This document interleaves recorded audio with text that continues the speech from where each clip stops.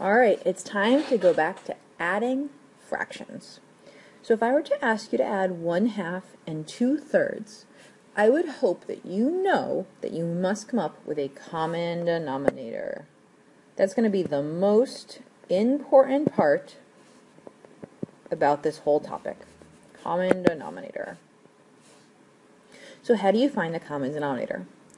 Well, I guess the better question would be, how do you find the lowest common denominator? We like things to be the lowest common denominator so we don't have to simplify them later.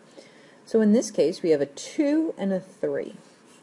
Now 2 factors into 1 times 2, and 3 factors into 1 times 3. So you'll notice they both already share the factor of 1. Hey, everything shares the factor of 1.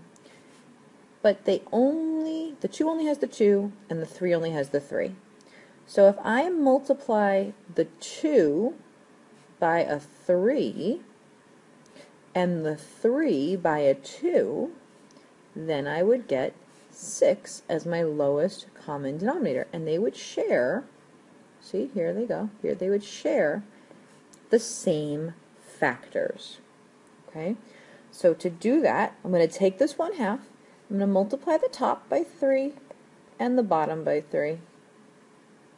And that would get me 3/6. And then on the other side here, I would multiply this by 2 and this by 2, and I would get 4/6. Now that I have a common denominator, it's really saying, what is 3/6 plus 4/6? We made them all sixths, so we have 7/6. That is how we add fractions.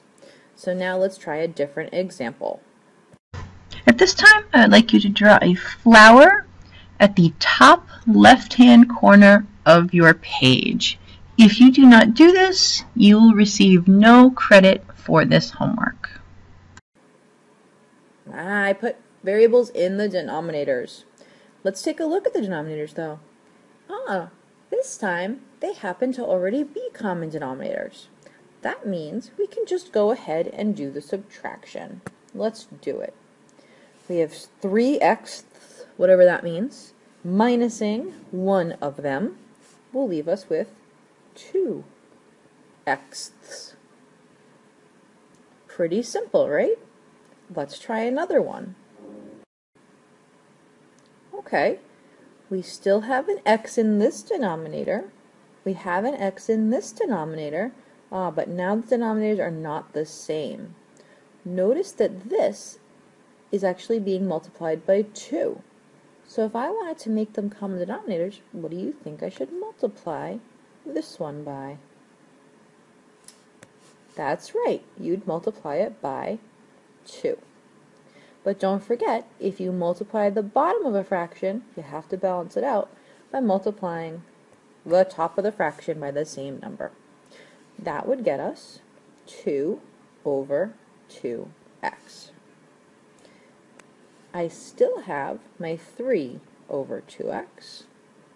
Now let's just combine those together. We have 5/2x in the end. Let's do one more. So now we're doing a subtraction problem. This denominator is a 2 and an x being multiplied.